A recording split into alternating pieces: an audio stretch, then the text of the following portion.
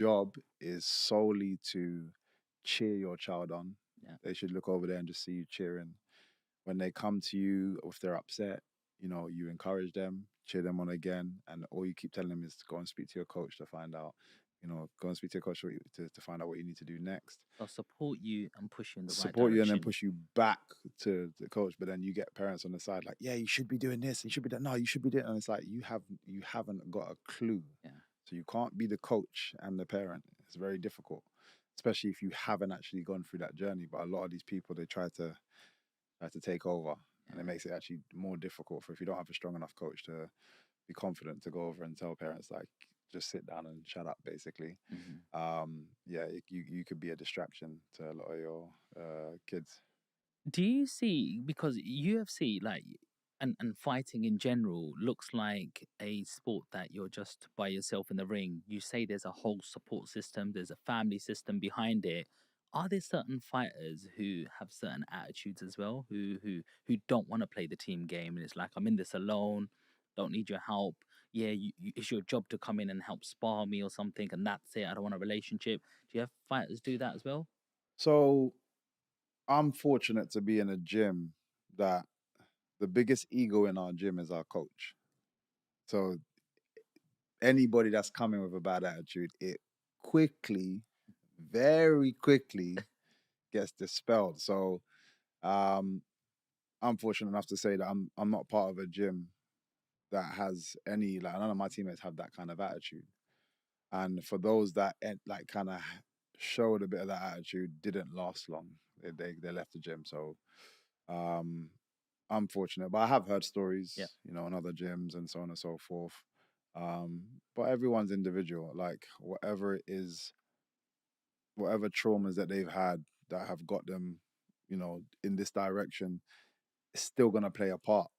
Um, and like I say, this is why coaches are so important to manage. And I find, weird enough, from my experience, the people that give off that energy or that aura tend to be the boxers I've come across. And I just find it's a very different game. And I think it's because there's so much money in that game. And a lot of the guys that bring you up to that level, your amateur coaches can't take you on as a pro. So you've got like almost like a father figure from your amateur days moving up to your professional. When you become professional, that father figure disappears. And now you hire people to then keep you going. And I find if you have a coach that is dependent on the finance that you're going to provide, they're not going to tell you, or they very rarely are going to tell you what you need to hear sometimes, especially the bigger you get in the game. Yeah. You get people that just end up with a lot of yes men around them. Now, one of the people that I'm most scared of is my coach. So, and he doesn't care about the money that I can make. He's good. He's set up, and he does it because he's passionate about it. Which means if it comes to a decision that I'm wanting to make, and it's my ego that's getting in the way, yeah, I want to make this decision. He's like, I'm not. We're not backing that. That's not happening. And he'll tell me the honest truth. And at the high level, that's what you need. So I find those type of fighters will eventually come undone at the top game if you don't have somebody around you that can, put you back on track. Yeah, you need someone to keep you in check 100%. because you Yeah, quickly think you're bigger than the coach, yeah, then yeah. the industry humbles you. Oh, 100%. So yeah, it's again each to their own, and I'm sure people can make it in however, but I say 9 times out of 10, it has to be done with somebody that's got your back, and I can 100. tell you exactly what you need to hear. Nice. Mike, last time you came was last May 2023. Hmm. A lot's happened since then. Yeah, yeah. At that stage, you was transitioning from Bellator. Talk to us. What's been going on? Yeah, like you said, a lot's happened. I'm trying to have a think where to start. Ask me. I'm terrible with all that kind of stuff, so I'm trying to think. So the fights between then and now and the likes are literally last 12 to 14 months. Yeah, so my Mike, bare knuckle would be involved in that now. Mike Perry. Yeah, so the bare knuckle's involved in that. So What made that one happen? so weird enough, I had a fight that unfortunately I lost. It was a tough fight Very tough. stylistically. But I'm talking about the fight before the bare knuckle fight. Right. Okay. So Who was that stylistically, it against? was Storley, yeah, who's a wrestler. So it was like it was for the interim belt, and it would have allowed me to then fight for the person who had the belt at the time, which was Amasov, exceptional fighter. Um, and again, it was just a bit of a bore in the sense that he came in, and I find it a lot with my style and the way, the attributes that I have. People sometimes come in to survive the fight, not win the fight. Yeah. Obviously, with that, with doing that, they can win the fight in terms of like the judges will give, award them the decision, but they didn't come in here to actually beat me up. Mm. And I feel like if you're in a combat sport, the main aim of the game, obviously, if you get two talented fighters and it goes the distance because they're talented but they're both trying to go at each other, but it goes distance, that's where the judges should come in. But you shouldn't go in there saying I'm going to make it a judge decision, if you know what I mean. And I find a lot of people, because of my style, get so worried that they even the way they grab me on the ground is like they don't want to let go. They don't want to do anything. Like even one thing I found about like the likes of like Khabib, exceptional ground game, and everyone loved him for it, but he would take you down and then try to inflict damage and try to Yeah. stop you and try to submit you, try to hit you. Like he was like, I'm trying to beat you up, which is part of the game. Whereas then you got these guys that I'm coming across where they'll hold you and it's just like, I don't want to do anything else. I just want to waste time. I'm just looking at the clock. Because I just don't want you to do anything to me.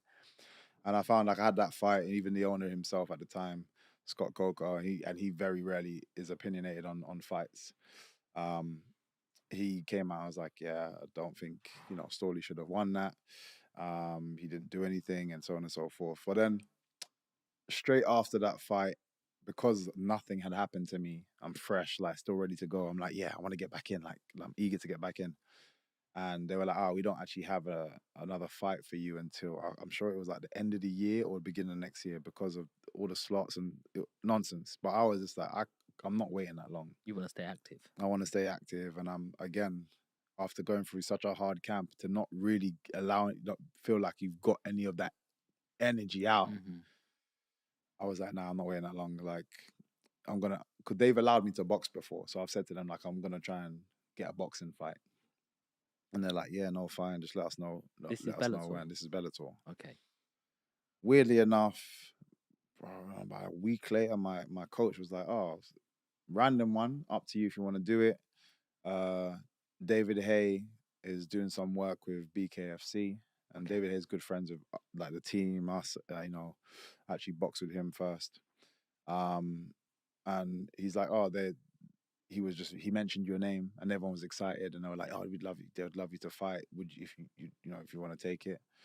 And I was like, if that means I can keep active, then let's go. Yeah. They put forward Mike Perry's name. I was like, that's a great name, great personality. Yeah. Like to just kind of for the build up as well. Went back to Bellator, told them about it, and they were like, cool, no problem. I would say again, it's hard for them to say no at that point because they don't have a fight available for me at the time. And they were just like, yeah, cool, no problem. It's a good time. So that's when I ended up doing the bare knuckle. Yeah. Have you done one of them before? No, never. It's weird. When I was younger, a lot of my senior kickboxers and stuff that they would have done bare knuckle. It was quite popular back then, like but underground. It was never public. It hasn't been public for ages. That was actually one of the first shows in like something ridiculous. Someone said like 100 years or something.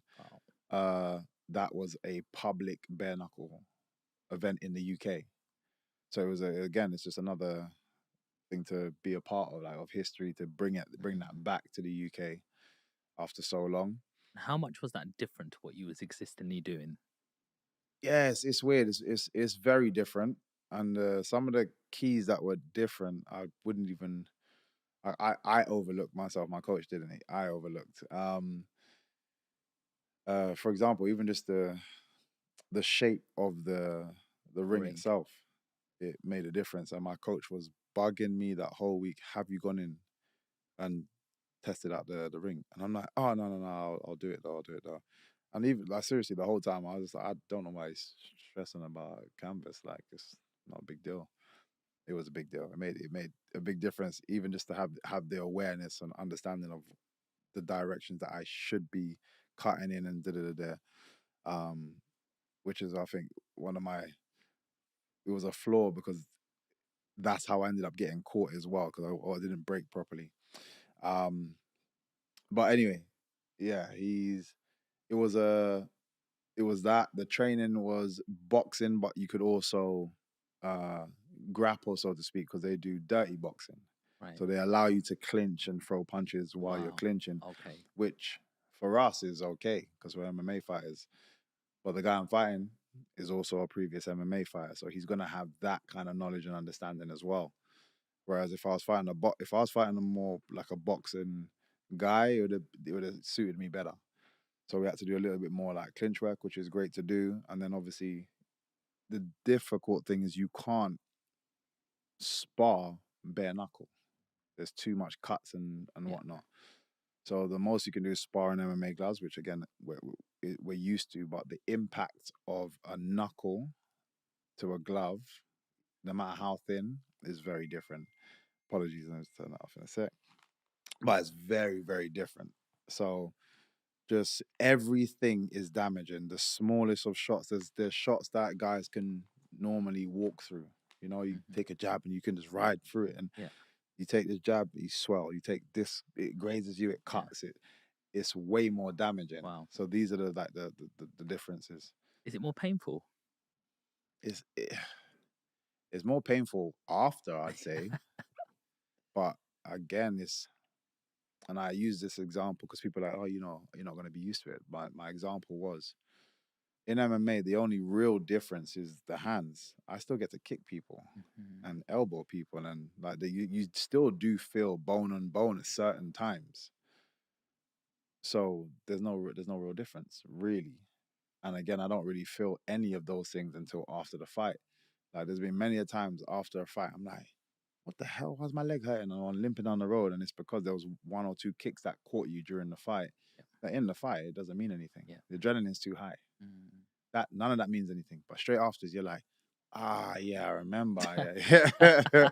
So like, yeah. So again, same thing in the bare knuckle. Hit my face was a balloon afterwards. My hands were swollen, like both hands.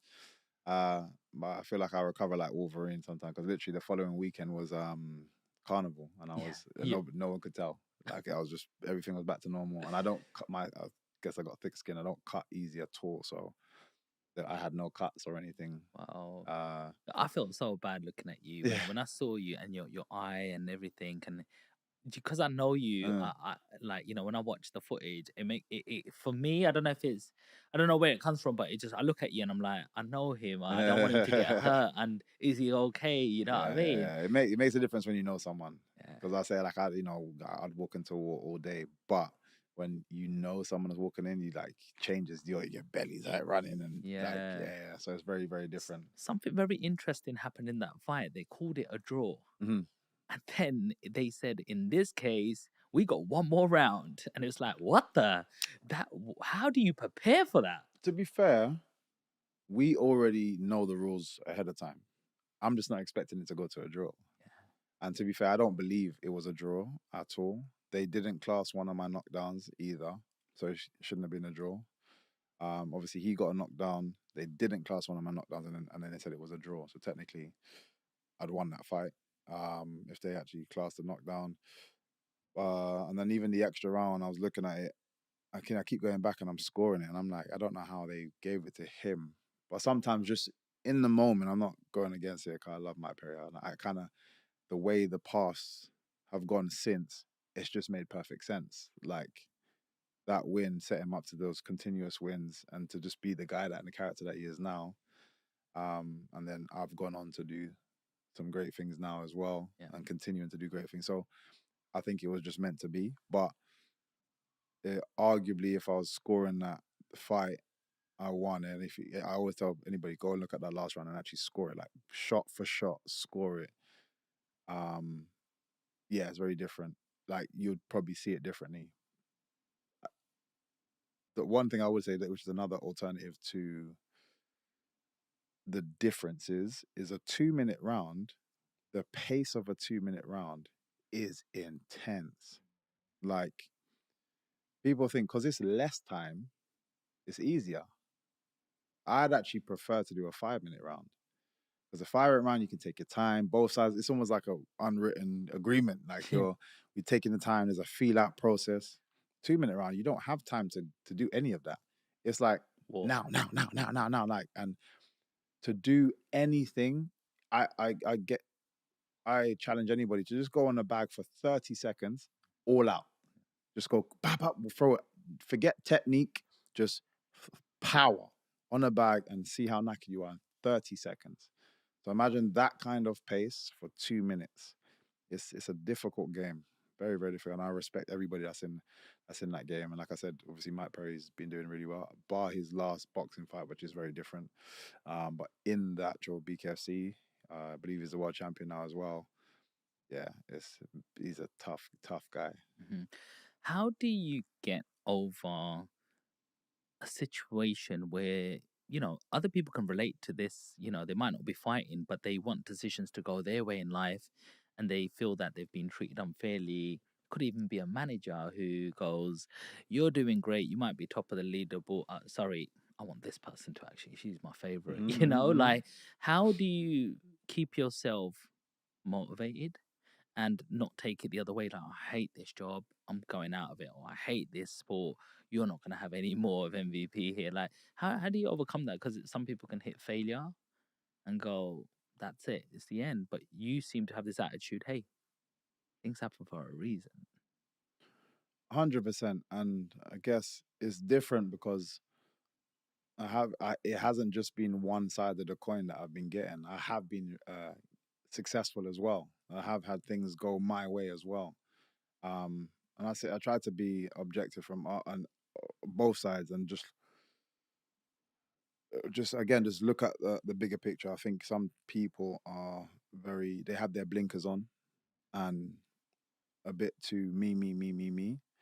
And I think sometimes if you take a step back and look from almost a managerial position, I always say uh, the manager has the best perspective because he's not in it. He can stand back, and sometimes we have to change and pull ourselves back to that perspective and be a manager, so to speak, um, and just look at things a bit more 360 point of view instead of just your own point of view. And I just try to do that as much as I can, just challenge myself. Um, but then the other side of it is a knocked back doesn't mean the game's finished. You can all there's so many it's too many examples of people that have lost, and then all of a sudden they're going on a killing spree, and now they've blown up and this and that. And look how long, let's say, Masvidal was not he was somebody but not that big. Then he gets one big knockout. Then he gets another big knockout. And all of a sudden everyone's talking about him. Just talking about it. And now he's one of the biggest names in that field just because he had a bit of a run at the right time, couple of amazing KOs. But he's not like he hasn't been KOing people his whole career. It's just that sometimes it's just timing. And if he had given up before, like, oh man, it's not going my way, I'm not getting enough money, not getting enough pay, he would never have achieved what he's achieved now and been getting paid and being able to demand what he can demand now. So you always have to, again, ignore being just stropping over, spilt milk. You can always correct it. You can always clean it up and keep moving forward and correct it. That's just my attitude for a lot of things. I already know. I know and I'm confident in my talents. So I know that regardless of what happens here, I'll pick myself back up and I'll come back and then still progress.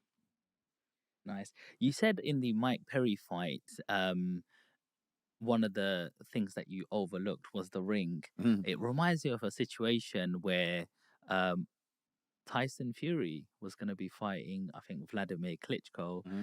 and they were going to call the fight off because they said like the floor was like too springy or too soft or something. And everyone was like, "Why are you being ridiculous, etc." And he was like, "No, I'm not going to do this. That's what he likes. Mm-hmm. That's perfect conditions for him." Mm-hmm. Do you agree that, there are like some tactics that are going on in the background as well. Boxing more so, because again, fighters have a bit more say, especially if it's you're partnered with the organizer, or it's your show, so to speak. You're the favorite, blah blah blah. So there's definitely a bit more of that in boxing. MMA, no, not really. It's a lot more difficult to have things your way. But yeah, those things do make a difference. Like an easy visual for me to give people is in tennis. You have people on, is it the gravel, and then you have people on like the That's, turf. Some people are way better on one than they are in the other. So you see maybe even a drastic. They can play the same person, and it'd be such a drastic difference because of the terrain that they're on. And it's the same for us. Like, he's saying if he's not accustomed to such a spongy thing, it's going to sap his legs. He's going to get way more tired, way more quickly. Therefore, he puts himself in a lot more danger against somebody so talented. So yeah, he's very right to be aware of these things. Some guys, especially again in boxing, it's down to the gloves. They're like, nope, you can't wear those type of gloves. You have to wear these gloves. And it's always normal. Like, our managers and coaches will go into your changing room to watch you wrap your hands. No, we don't. We can't accept those wraps. Even down to the wraps. yeah. You can't wrap it like that. It has to be done differently. No, you have to change the gloves. And there's a war that these are things that nobody sees. There's battles and arguments behind stage before you even walked out. Wow. So yeah, these things do matter a lot. And you need to have, again, even down to that side of things, you need to have a strong coach, strong team supporting you to make sure things are as much things are in your favor. For example, there are guys that get to big fights, and I still don't understand how this happens, but they get to big fights. I'm gonna use myself as an example. One of my opponents, my past opponents, who was coming in for the weigh-in, he was chilling on the couch. So all the fighters to kind of sit down and then one by one go up to do their weights. So this is before the public weigh-in. So he's chilling on the couch over there, and he just like Kush. He had his headphones on. He's just lying down. So I'm like, yeah, this guy's obviously made weight. I've just finished making my weight, so I'm waiting to go on. I jump on the scales. Perfect. Boom. Bang on. No problem. Go and sit down. Go and start to rehydrate. One of the organizers comes over, speaks to my coach. My coach is like, nope, don't care. Not happening. So I'm like, what's happening? He come over to me. He's like, they're saying that he's dry, which means he's struggling he's not sweating anymore. And he was, it's like 1.5 kilos over. Now, he's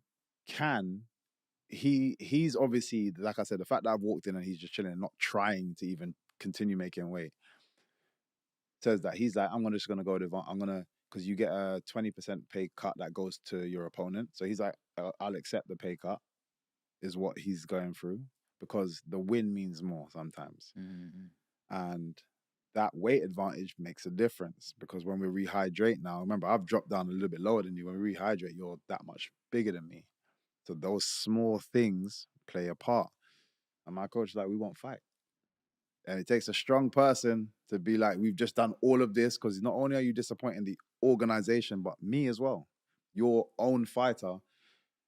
Again, if you've got a weak coach and they fall into that pressure of like, oh man, I know you've done all this. I've just made weight as well. Stress and making weight is a headache. Stress my body out, stress yourself out to make the weight. And then he's like, we're not going to fight. You know what I mean? It's like, yep, no, we're not going to fight. And that's it. It's like, all that work that you put in, it's very difficult to say to somebody, especially when the opponent's there. It's like, no, I don't. As a fighter, it's like 2 kgs don't mean nothing. Yeah. I don't. 5 kgs don't mean like I just want to fight. Yeah. But you need people in your corner that's going to be like, we're not having that. And we made him make that weight. Wow. He sat there, watched him for 2 hours, stressing himself out that much more. Yeah. Before the fight, and he made the weight, of course. Had to do it, and obviously he's going to be that much more flat now. It's actually U-turned on him, because I'm sure he's obviously accustomed to people just give it like, okay, no problem, I'll just take the fight.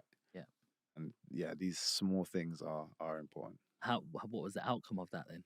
Oh yeah, I won the fight. Yeah, we got the win, bro. I won the fight. So, but yeah, like I said, it's just there are some people that like to play those kind of tactics. I never understand, unless it's like a really last minute fight. I never understand when fighters, I find it just so unprofessional when a fighter can't make weight.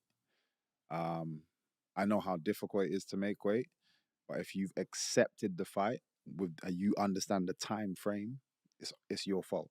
Regardless of how Yeah. difficult it is, it's only your You've had to fault. go through it. You've had everyone goes through it.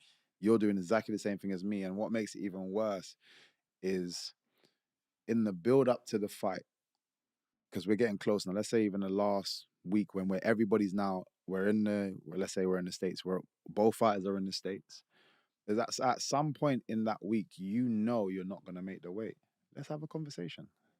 Tell your coach, come to my coach. Look, we're not gonna make the weight. You tell your fighter not to stress out. It doesn't matter because we're the ones fighting. So I didn't have to lose that much weight. I could have stayed 1.5 kilos up. Yeah. We could have arranged because it's not for a belt. We could have arranged a catch weight. Yeah. And they do that a lot. And so, but you waited for me to make the weight. Yeah. To then tell me. So again, it's like trying to keep those little advantages. And again, you have to have the right That feels team. like it's cheating, bro. Yeah, again, every little advantage helps. And if your team, are used to getting away with something, they're gonna try it again. Are there a certain type of fighters that try and do these tactics? It happens all the time. I can't name random people, but it happens. It happens all the time. Yeah. How much does drugs play in the sport of UFC? I know. There's VADA testing and stuff like that in boxing. I don't know what the rules are in UFC. Do you get testing done? I got drug tested 2 weeks ago. Put it this way: since I've joined the UFC, I've been drug tested 5 times. They don't play games. Like I literally got stepped off the plane the other day, got home, and the guy's like, "Yeah, we called. I'm waiting outside your house." It's like, all right, cool, whatever. You just we need some of your pee. Yeah, they literally and you have to do a 3-month in advance, know where you're gonna be type thing. Yeah. So I have to tell everybody exactly where I'm gonna be. I don't know where I'm gonna be week to week, so that's difficult for me. But I try to do that generic. So as long as I haven't gone too far, they have a certain time frame that if they've called you, that you have to get over to them. So it's, God forbid I was to get called right now. It's like I gotta go back across London to go but then he'd have to wait because it's like I've stepped out. Things can happen, but they mark it all down. So it again, I'm sure there are ways to get around stuff because that's only human for people to think about. But it's very difficult. It's very difficult. So yeah, I don't see it's too much of a issue now. Back in the day, it was. Okay. So you've gone from Bellator to bare knuckle fighting, and then from there, did you have any more fights, or did you go straight into UFC? I had one more fight. So it was cool the way it kind of worked out because having that bare knuckle fight sent alarm bells across MMA because everyone's like, "Oh, he's a free agent." Right. Not realizing Bellator allowed me to do a fight. Okay. And I was still contracted to Bellator. Right. But it meant everybody showed their hand very quickly. So I had contacts from the UFC, contacts from the PFL, contacts from this. Like everyone's like, "Yo, what's going on? What's going on?" Like everyone's like, "Oh, is he free? Is he free? We want to talk to him. We want to talk to him." And it's like, "Oh, he's not, but we'll get back to you as soon as." It's like, well, now we know you're interested. Now you know you're curious, which was, it wasn't intentional. It just so happened to land that way, but it worked out really well for me. So I went back. I had one more fight after that, which again, I damaged a guy. That in bare knuckle or that was in MMA back in Bellator. Okay. It lasted 26 seconds or 27 seconds, something like that. But again, and I don't know how I keep doing this, but it's not intentional, I swear. But I landed a kick on a guy, and it split his patella. His knee basically just. Wow. I don't get it because I don't feel like I'm that tough.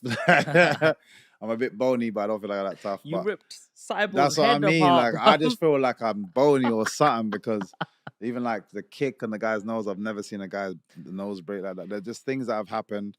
Unfortunately, it hasn't been to myself, but there's things that has happened that, like injury wise, that's just been wild to me. Like I don't get, and I got it.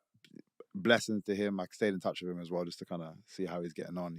He's not only has he made a full recovery, he's already had two, like a year later, he's had two MMA fights back. He won his first one back, and I think he just lost his second one, but it was like decision. So like, but he's good. So it's good to see. How do you